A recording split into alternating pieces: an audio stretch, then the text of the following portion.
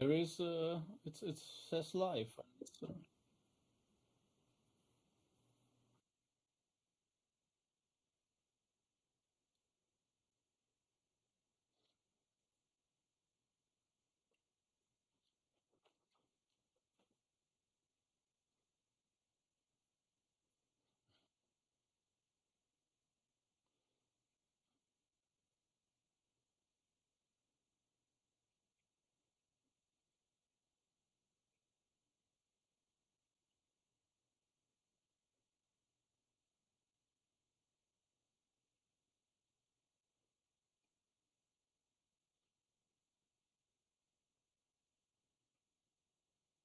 hello everybody out there on your video screens all over the world, hopefully.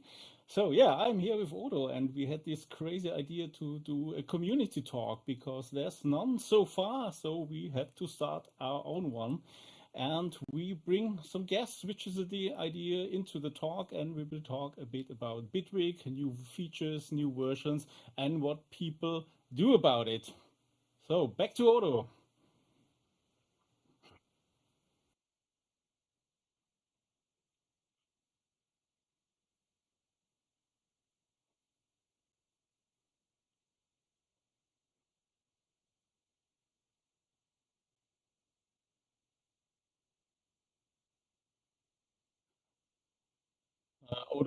Odo, they're writing in the comments that they cannot hear you. Can you hear me? Oh my.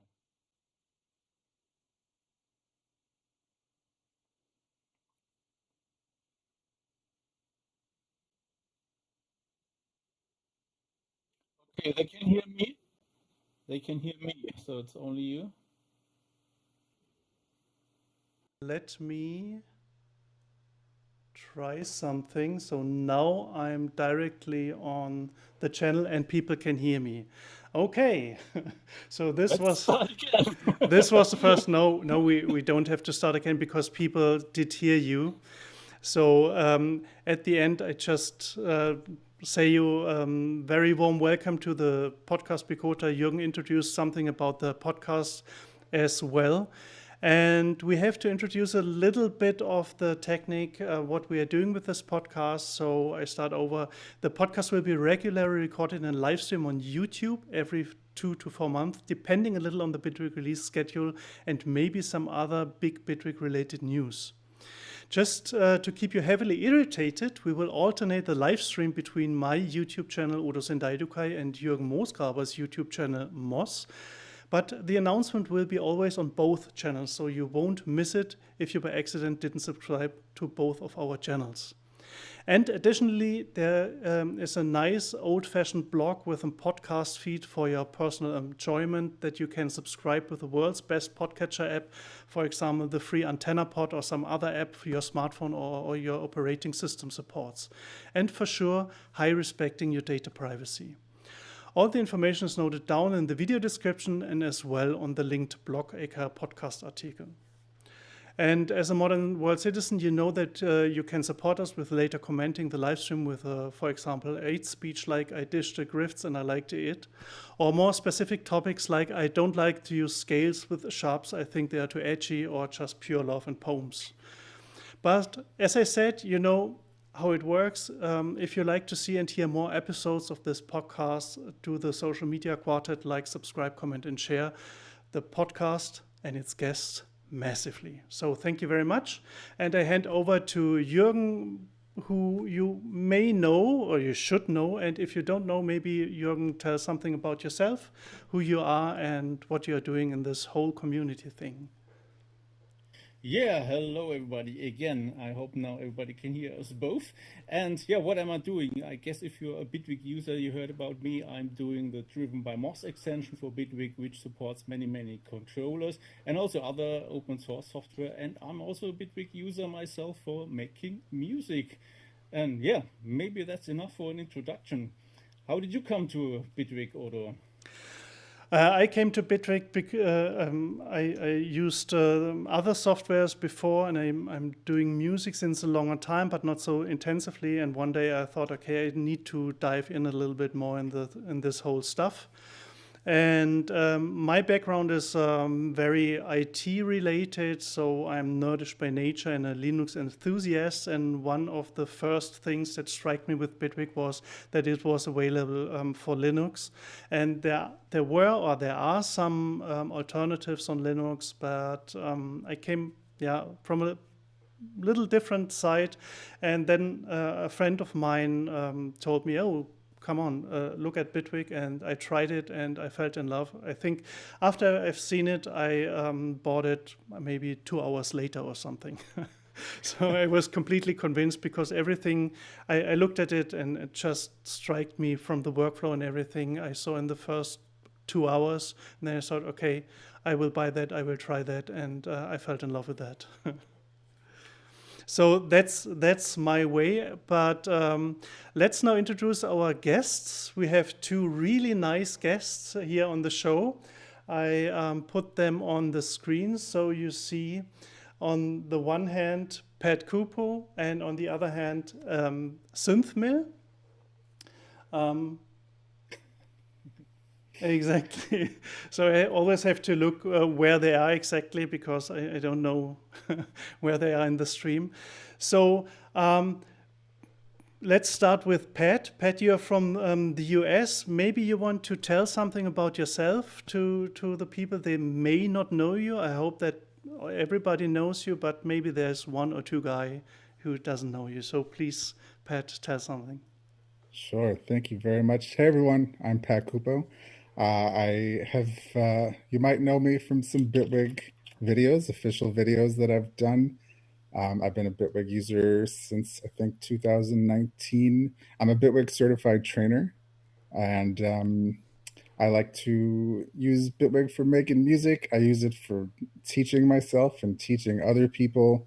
It is my main DAW right now, and I love sharing it with as many people as possible. So yeah. So thank you very much, Pat. Jürgen? You mean Beat? I thought you want to introduce Beat, but okay, Beat, let's I start. think he's old enough to do it himself, right, Yeah. Beat? Okay, Beat, let's start. I'm not very sure, but hello everyone. Nice to be here. I'm how can I say, really a hobby producer, making some music with Jürgen together the last months, and having a lot of hardware, using it with Bitwig now. I had to use it with Bitwig because Jürgen wanted to produce on Bitwig, so I have to use. But I can say that I supported the project from the first day.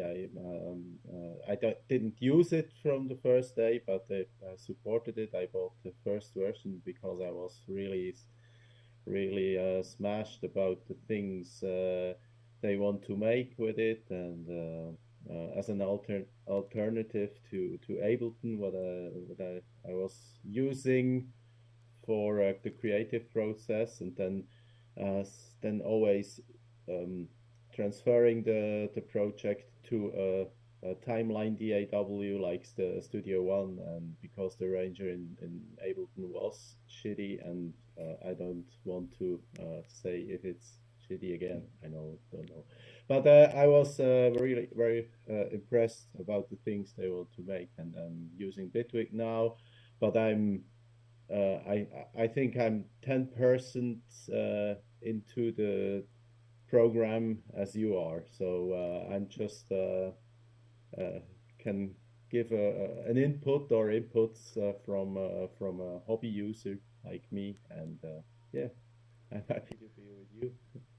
Maybe you want. Thank you very much. Maybe you want to tell something about, because you released a record not long ago with Jürgen. Yeah, this was a project, or is a project. I hope it is still a project. Maybe. Maybe. No, was we met at Happy Nobbing. What is this is a yearly synthesizer happening, modular synthesizer meeting in Germany, and I think we placed we had a place to near to each other, and we made some music there, and yeah, had the idea to make something more, and to put some music out in this world where is and Yeah. it is Yeah, it the happens. project is called Border Machine, by the way. It's on the screen as well, It's so on the you screen, right? can Okay, visit the website. Yeah. So this is nice. And yeah, we had this idea to make music together, and did both use Bitwig, but he also used Bitwig before we did the project. So it was not me making him use it really. But nevertheless, it worked fine that we just exchanged project, because Beat's living in Switzerland, I'm in Germany, so we have also quite a distance and cannot meet that easily. So we exchanged projects via Google Drive, and this worked out really nice. So it's just a discussion online again, and yeah, had 3 songs out as an EP, and if you want to check it out, as Otto said, it's down in the link. Exactly. Yeah. Super. Pat, how did you come into Bitwig? You were also an Ableton user, I heard. Yeah. Yeah, I'll give you a little background story. So I'm a bass player, and I've been a bass player for at least 25 years now. I was working in New York City as a studio musician. I was subbing on Broadway, and I got a little burnt out. And a family member, a cousin of mine, she said, "Oh, why don't you come move to Texas with me, Houston, Texas, in the U.S. And I just for a year, and then you'll go back and do all your gigs." So I did that, and when I got off the plane, she's like, "Oh, I got a job lined up for you tomorrow. It starts tomorrow." I'm like, I thought I was taking a break. So what it was in a middle school, like 6th grade through 8th grade here in the U.S. And it was teaching music. It was teaching guitar, and I was assisting the orchestra director. I thought I would hate it, but I ended up loving it, and I really didn't think I was going to become a teacher, but that's how I did. Fast forward a little bit, I was auditioning for Cirque du Soleil in Canada, in Montreal. Got the gig. Told my principal, my boss, I'm going to leave and join the circus. She said, no, what can I do to make you stay? I said, you know what? I'm interested in this program called Ableton Live. What if I took one of the computer labs in the school and I turned it into a music production program? She said, sure. How much does it cost? I said, you give me like $80,000 and I'll make it happen. She said yes. So I had to stay. So I stayed, and I built this program, which got the attention of Ableton itself, a bunch of different companies. But what it introduced me to is something called Dubspot. Dubspot was a school in the U.S., in New York, in L.A., and also online. I moved to New York to be the curriculum director at Dubspot. And it was there that I shared an office with none other than Dave Lindenbank, who I'm sure all of you know from Bitwig. He is in a bunch of amazing videos, which you should definitely check out. And he is really the one that taught me how to really think about things in synthesis and music production. I'm just really, really lucky to have shared an office with him. But also, as the curriculum director, I got to work with a lot of teachers. One of them who we hired was Thavius Beck, another certified trainer. But something about Thavius, when I first started learning Ableton Live when I was in Texas at the middle school, he was the first private teacher I had online. So Thavius and I go way back. Dave Lindenbank and I go way, way back. So now fast forward a long time, Dave Lindenbank moves to Berlin to work for Bitwig. And he says, Pat, I'm working at this new company. Check out Bitwig. And I said, no, I hate it. I really didn't like it at first. I was like, why is the browser on that side? Why is the highest BPM 666 instead of 999? and Yeah, everything. you know why. I know, yeah. So everything was just backwards, and I couldn't find anything. It just frustrated me. But I listened to Dave like I always do, as everyone should, and I fell in love with it because what it did for me was it taught me, like Bitwig itself, using it taught me how to think about things differently, and ultimately improve the way I made music. And then I was like, okay, now I really want to share this with everyone. Do you guys need any work? Do you have any work for me to teach this? He's like, yeah, we'll have certified trainers down the line, but we have this product coming out, or like a version 4.2, I think it was, that needs videos. So that's how I started making videos for them. So it was really Dave Lynn and Bink. Dave Lynn and Bink is the one that got me into it. And he was also working at that school? Yes. Okay. So important thing about that, I was the curriculum director. So it was me and the owner of the school who decided what would be taught. But then we wanted to build the online school. Dave was in charge of the online school. So Dave and I worked to build Dubspot online. And really, he's the one that made it work. I was the one doing business with all the teachers. He was the one actually writing code in the background for things. So Dave is my hero. This is part of my story. And then Fabius and I, we have gone back and forth between different things. It's really because of him that I stayed with Bitwig. He was an Ableton certified trainer first, and I was like, oh, I want to be an Ableton certified trainer. I was like, now I use Bitwig. Oh, now I want to stay with Bitwig. So it's between those two people that I got into it and stayed with it. So something you said made me curious. You said it made you think differently, because people say, oh, at least in the beginning, they say, oh, Bitwig's just a copy or clone of Ableton. So what do you think is so different that made you even think differently? Is it the grid now, or other things? No, well, I'll get to the grid. But the first thing that made me think differently was the way that you could, let's just take the reverb, which I know is not everyone's favorite device. It's very vanilla sounding, I guess you could start by saying, but that you could just take an effect and put it in the tank. Like that, you could not do that with the Ableton device. You could make chains and effect racks very easily in live, but Bitwig, you could actually put something in the tank itself. Also, now I can actually make my own reverb and make it really personal to me. One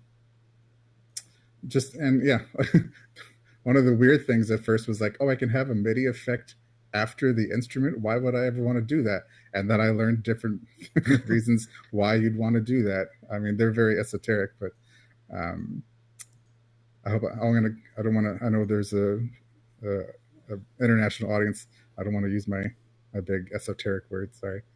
But things like that, things like being able to see the session view and arrangement view, or the launcher and the arranger, just like, oh yeah, of course you'd want to see both at the same time. And now you can do that in live. So who's copying who? Yeah, sure. I always hated with Ableton that the channel controls are on the right, because I'm coming from Cubase and Reaper I used it a lot, and it drove me crazy that's on the right. It's a very simple thing, but that's why I love Bitwig from the first start, and it had the advantages of Ableton, but still the arranger was much more like the classic DAW. Right. I can't remember everything that shifted my mind because it's so ingrained in how I think now. But when I see people coming from Bitwig from Ableton over to Bitwig, then I start to see them again. Why would you do that? And I start to explain why something is the way it is in Bitwig. And they start to think differently. That's where you can see many videos online as well, where people come from different DAWs. They tell a kind of similar story. Like, okay, they were used to it and they were really okay with their DAW, but at one point they just sneaked a little bit into Bitwig and saw, okay, there are some really nice things the way they are doing. And I think that's for most people like, oh, that's very interesting. I have to look deeper into. If they change at the end, is completely different question. But it's at the end one of their tools they are fairly often using then. Yeah, I would never say you should 100% switch to Bitwig. Bitwig is not the only DAW that I use. I still use Live for different things. I still use Cubase and Logic for different things. But mostly everything ends up in Bitwig. Bert, sorry, I Where interrupted do you. you draw the line? So when do you say you switch to a different tool for what application? It depends. I mean, I do all arranging, mixing, and mastering in Bitwig. It's like plugins you can have in all of them.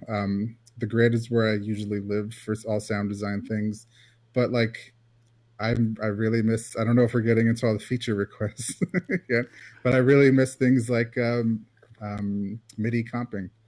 That's something I will still go back to Live to use because I can't do it in Bitwig yet. Yeah, Sorry, Dave. If you're watching. that are Sure. often discussed in forums and so on. Yeah, sure. But Beat, I mean, sorry, Beat, we interrupt you. One thing to add to that. I did the video for audio comping when it came out, and Dave was the one that told me first about the project, and I said, "Oh, is there also MIDI comping?" He said, "No, sorry." So just a little tidbit. Okay, but now Beat, sorry. Yeah, I was not sure if you can hear me, but so what I just wanted to add one of the big things that changed from Live to Bitwig was this crazy routing possibilities from track to track routing, and this was changing everything in my creative process in the DAW. So I don't have to think over this and this and this. I just can take an input from a track, put it on 6 other tracks, and yeah, there were no limitations as what's in this part. And this was a really when I showed this to I don't know today how Ableton make it now. But when I showed it to Ableton users, they just don't understand what I'm making. It's so easy. Yeah, this So, is. Beat, maybe you can tell us a bit about how do you integrate all your tons of hardware we see in the background into Bitwig? Okay. This is there is this hardware device in Bitwig, and it's working perfectly. So yeah, I don't have to think a lot of the process. I just open it, and but I have a template with everything inside, with every device, every hardware device inside, and an audio channel for each hardware when I want to record live. There is one point in Bitwig where I'm not so happy with, because the channel height is not. I cannot make it smaller than this 1 centimeter on the screen. So with a lot of channels, you are scrolling and scrolling and scrolling. I don't like this, but I can manage it. Yeah. Yeah, MIDI integration is great. I cannot say anything negative about it. Just the thing we had with the to record a knob of a synth, it's not so it's not as easy as in another DAW I use when I want to record an automation from a synth that is not mapped in the controller area. Yeah, it is a little bit. I think a little bit, I don't know the word quirky in Bitwig. In Studio One, I just see I touched a knob, I can draw it to the track, and then I can record. And in Bitwig, when it's not defined as a controller, I cannot make it directly. So that's a little issue, a little point with working with hardware, but yeah, it's working great. Okay, so you give them a little bit room for improving stuff with that. But at the end, I understood that from connecting or plugging in your hardware is like you plug it in, you have your template there, and everything normally works like a charm.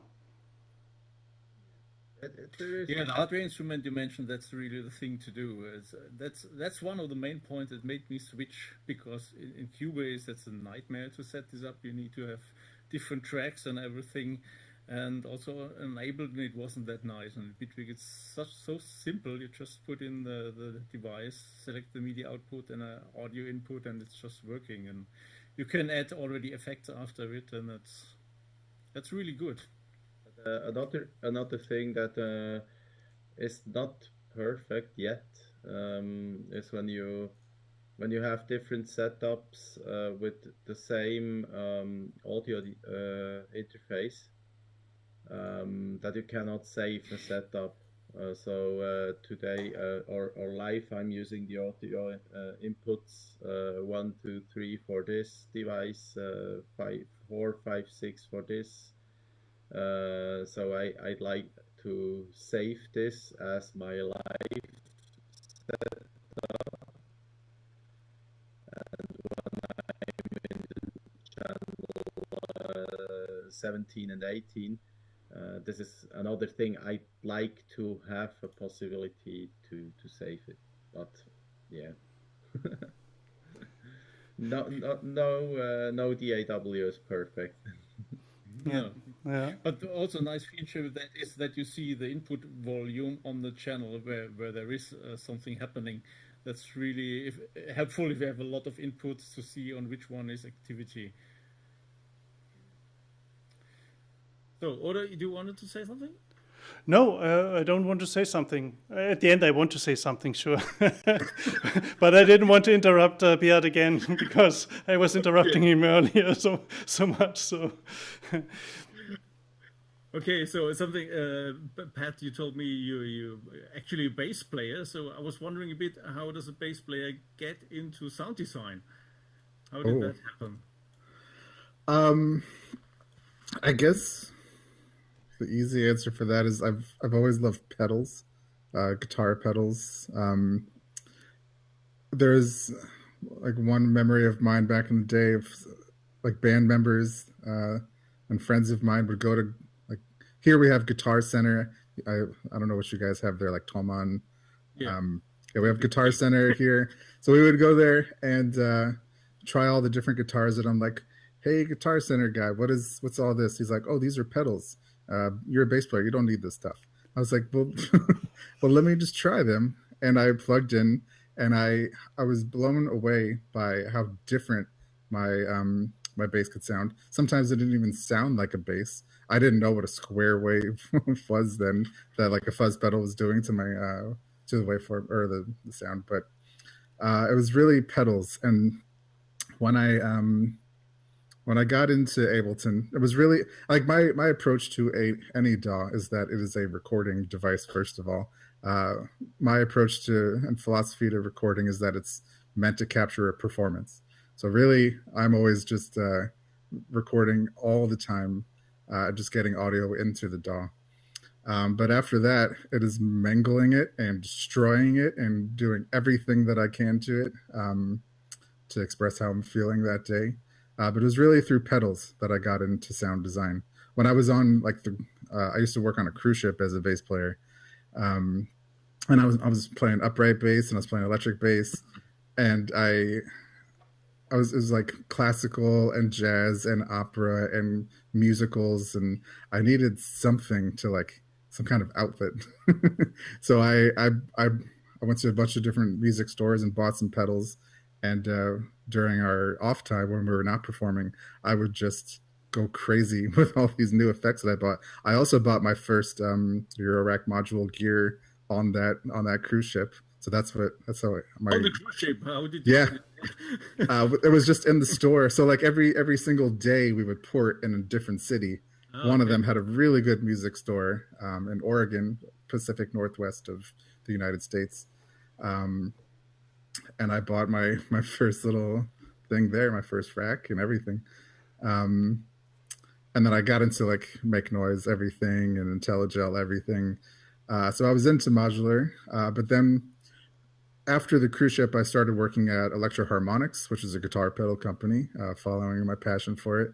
And I started in the finance department. Then I started doing product demo videos, like official videos. And then I worked in the engineering department. During that time, I was an alpha tester for the grid. I think it was version 3, somewhere in there. And I was like, wait a minute, all this money that I just spent on this stuff, I could build myself in the grid. Yes, I sold all of that, only worked in the grid. I even used it for like designing new pedals when I was there, that I would pass off to the real engineers in the engineering department. So that's it's always been pedals and just like trying new things. But when I got to the grid, like I was like, this is it. This is how I'm able to enter sound design world. But fiddling around with sounds is a different level than building a whole pedal in the grid. How did you get this knowledge? How to do that? I mean, it's I could reach my bookshelf, but it's the Computer Music Tutorial. It's the biggest synth book that you could buy. Dave Lindenbank had it at his desk, and I was like, "What's that?" He said, "Just go buy it and read it." How is it called? The Computer Music Tutorial. Okay. Yeah, I mean, you don't need to buy it, but but you should read it. Yeah. And then like just like everyone else, watching a ton of tutorials on YouTube. Thank you to people like Odo that make them. Though I have like millions of views on YouTube from videos I've been in, I've never been a YouTuber, and I really appreciate you guys that like decide you want to do it and then actually do it, and you really help people like me. So thank you. But yeah, I was like I don't understand this thing like a synthesizer to begin with, so I just want to learn it. I was fiddling around with it at first, and then I have a degree, like a music theory degree. I got to the point where I understood music theory so well that I lost all of the magic in music. But when I started designing sounds with synthesizers, I was a little afraid to like try and learn everything. So I would just learn a little bit and then just focus on that. And I was like, well, what are these different types of filters? I don't really understand what is a bandpass and what is a cue. I'll just play with that for a week, just that. And that's how I learned. It was like little by little. But then the grid kind of just blew things up for me, where I really got to fiddle with the smallest little thing. Absolutely. Yeah. So the thing is, because you said of the videos, I started doing the videos because I was learning as well, and I have a good friend of mine who wanted to learn as well all that stuff, and so I thought, okay, I'll just start doing videos and put them online so he can just watch them all over again, and maybe some other people like to watch them as well. So that was my start of doing videos. So just have something, because there are so many, yourself, there are so many different devices and modules and everything, and you start to forget things when you don't use them regularly. And sometimes I watch my own videos because I think, okay, what is happening here right now? I don't understand. What did I do? And then I go back or go to other people, like from the whole community. They are really good people doing really nice videos.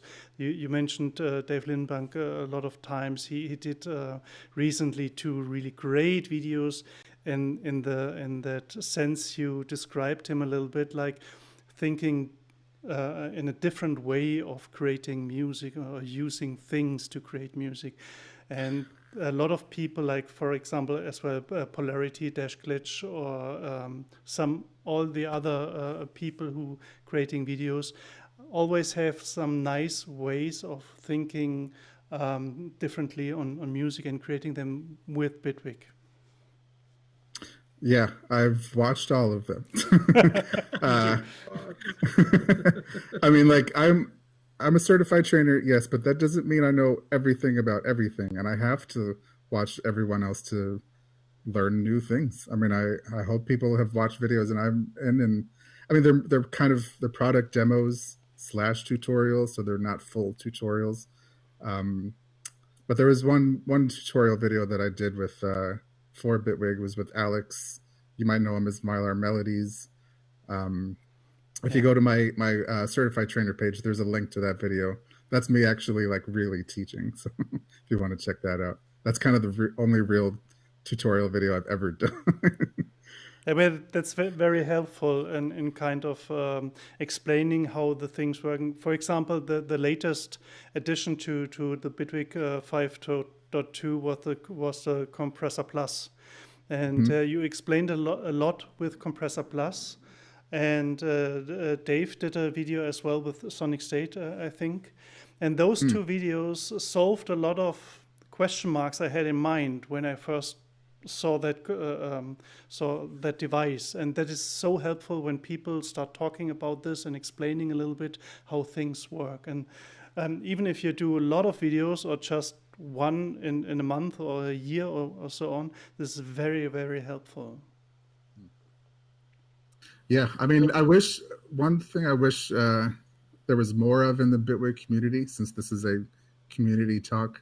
I wish there were more, I guess 2 things. More videos for people coming from, let's say, Ableton, like a dedicated course, something like, oh, you've used Ableton for 10 years? Here's where everything is in Bitwig.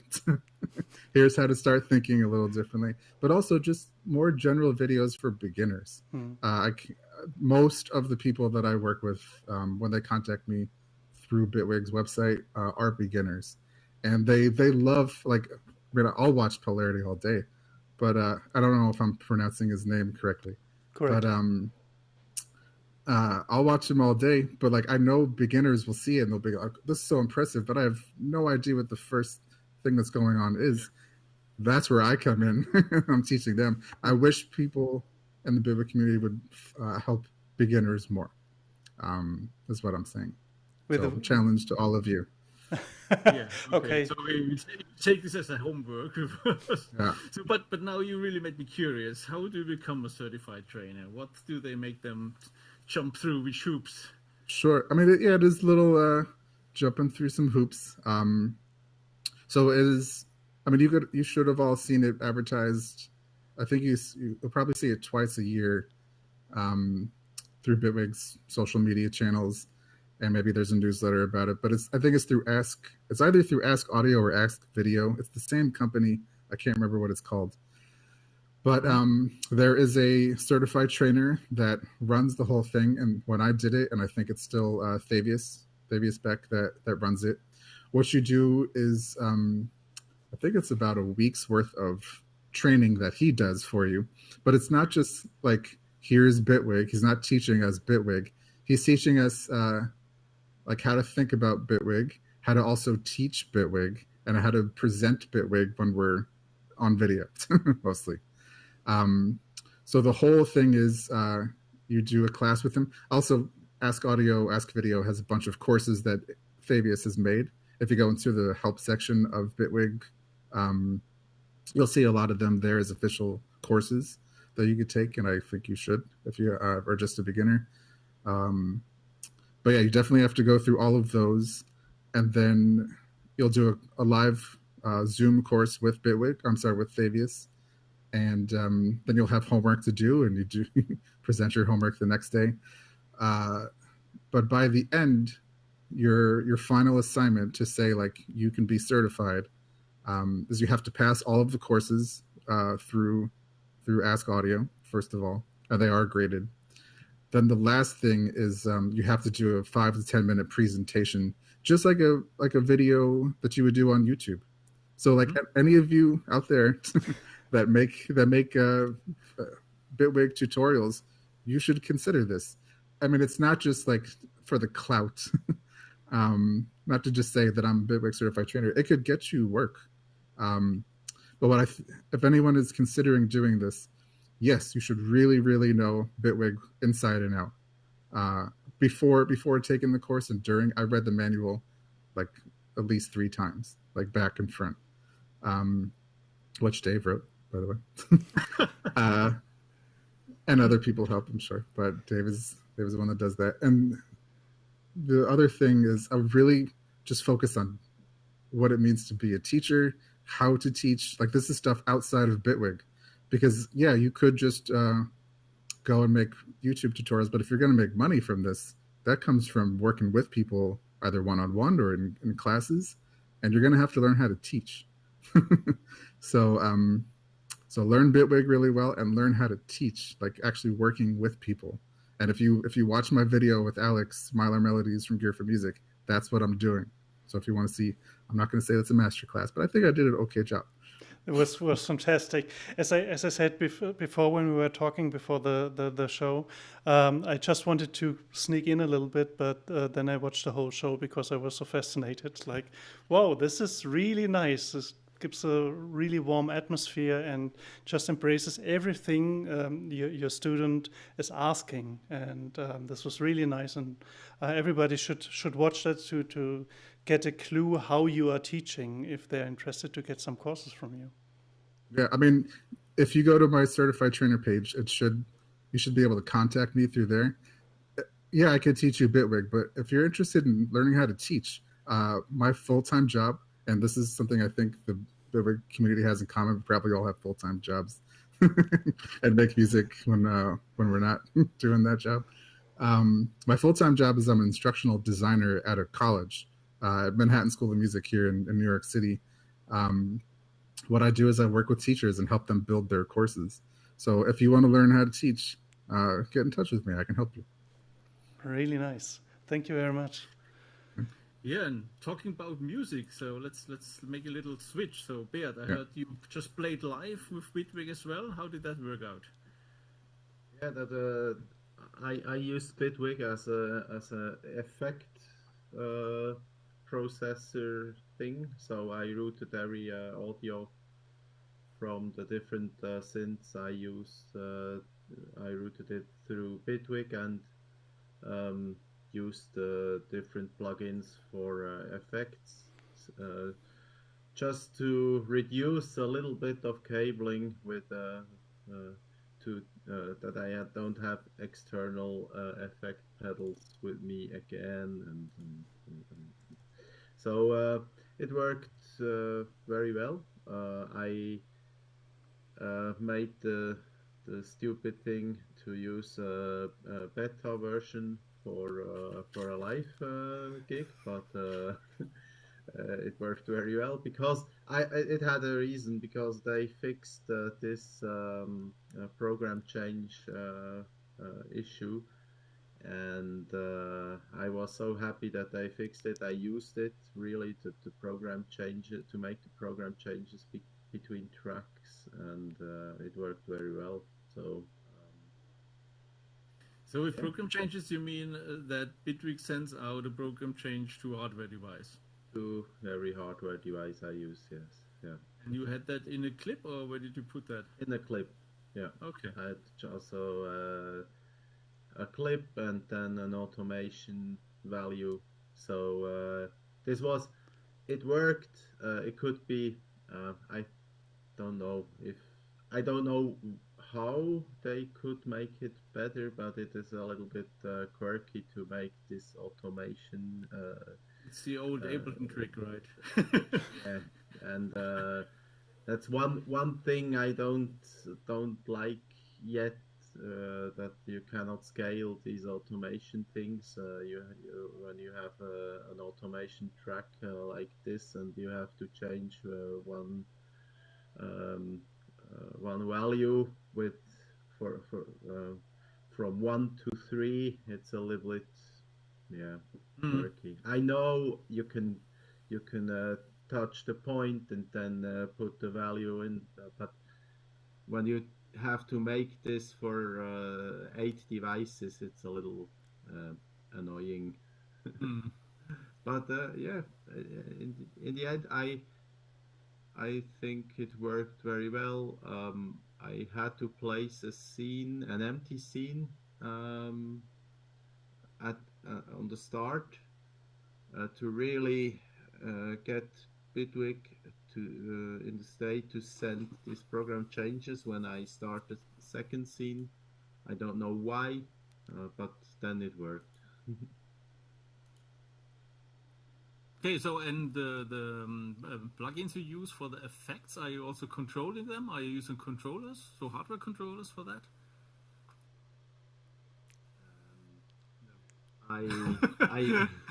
I used your script with this launch control for nice. but only to change the send value, and I have to show it to you. I think there is something quirky. I don't know. It doesn't work every time, but it's not the ideal point to discuss it. I don't know if it's the best hardware control you can get.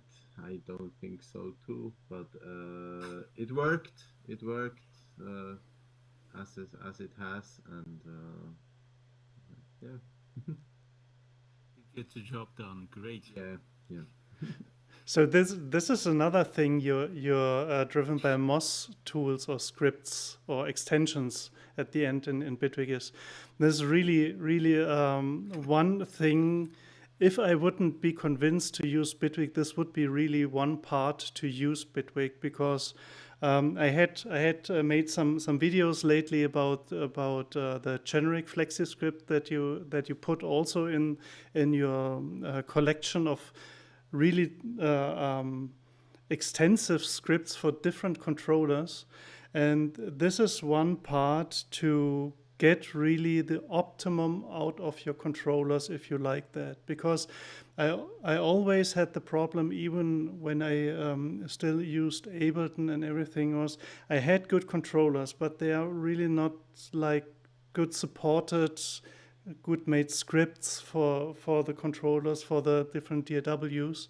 And this is something I really embrace so much, because you're able to optimize your controller for your needs and your workflow. And this is really a big and a great part. And this is really, I can't stress this enough. Law fast. Yeah. And that's why I keep doing such videos, to show people, because a lot of people are not so deep in such techie things, or like in MIDI, or like how controller works or something. And so I try to do some videos for different controllers and say, this was my mindset to use it, and this is how I achieve that with using, for example, the generic flexi script driven by Moz. And so you can do that with different other controllers as well. Just think about it, how you want to use it, and then develop a little strategy to transform that into your controller. And this is really something, I'm not an expert for other DAWs, but as far as I know, this is the most flexible situation I know from different DAWs, and I really love this, that I can do this with all my little very old controllers and the new one. Yeah, especially if some beginners are watching, maybe it's the tutorials from Otto, especially for the generic flexi. are much slower than mine. So it's very, very detailed and very great if you want to get into that. So don't worry if you're not that tech savvy with that regard to start it and just try it. But can I ask, what was the point where you wanted to start to do something? Because it's not like, oh, I need something. I just set up a completely development environment and start programming because I want to use that button in that context or something. You mean why Driven by Moss started? Yeah. Yeah, why? I want to know too. Okay, I heard about this thing called Bitwig, which was this 1.0, and I was absolutely not in search of a new door. But as I told you, I saw this arranger, and it had the track names on the correct side, on the left side, as I was used to in QoS and everything. So I was a little bit curious. And then I saw, oh my, there is a manual for an API, so an application programming interface, how you can program the software. And then I was hooked because I'm a computer scientist and I'm more into management since years. And I was looking for a little program to keep my fingers busy a bit because I love coding. So the little program turned out to be quite large in the end and quite obsessive, but that's how it started. And I also had Ableton, and I just got used a little bit to this approach and of using clips, and so Bitwig was the good choice to go into that. So that's why I had the push one as well, and push one also had an open documentation how it could be programmed. I'm not sure if it was open. It was, but someone documented it, so I could use it. And in 1 week, I had this pretty close implementation already for push, and then I published it. And then Bitwig called me the next day if I'm looking for a job, but actually I wasn't. But that's how it started. So I contacted them, and the one controller came after another somehow. And it turns out they're actually not that much. Most of them use this old crappy Mackie protocol, which is unbelievable that it's still a thing.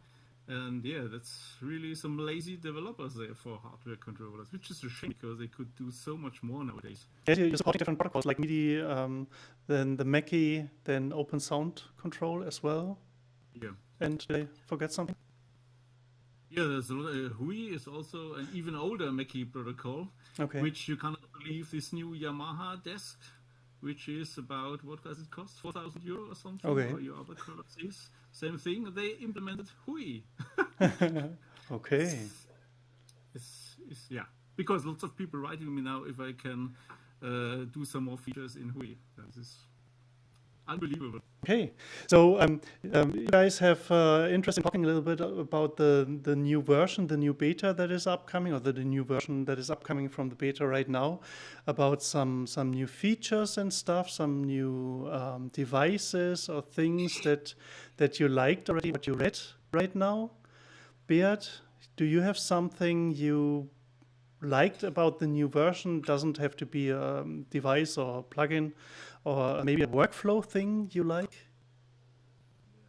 Just this issue fix for program change, and everything else I didn't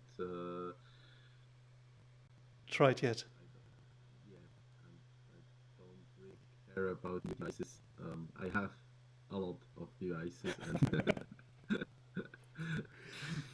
sorry about that. No problem. Maybe you're too busy to work with with your shows and everything, and integrating all your hardware. So sometimes there's more time, sometimes there's less time. So yeah. Pat, you did a great video. I already told that about the Compressor Plus, and I really like that. Do you have anything specific about the new version, maybe? Yeah, I mean, I did the video for Compressor Plus, and I also did the video for the 3 new hardware-inspired EQs. And if anyone's wondering, I get paid for that stuff. I don't work for Bittwig. I'm a freelancer for them.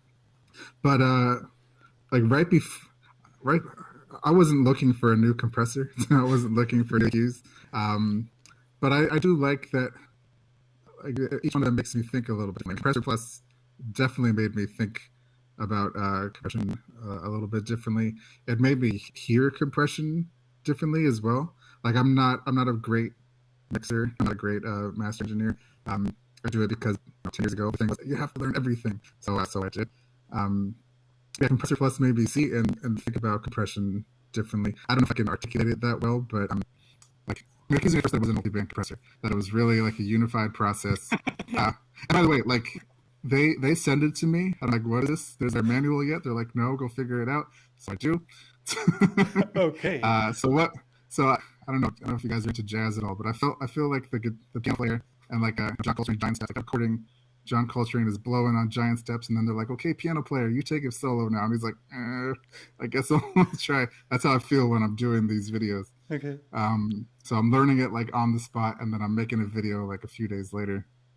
But that one in particular made me think and listen to compression differently. When I was going through the different characters in the video, like with the same drum loop, like I was like, oh wow, you really can hear a difference between them. They each one of them does have its own character.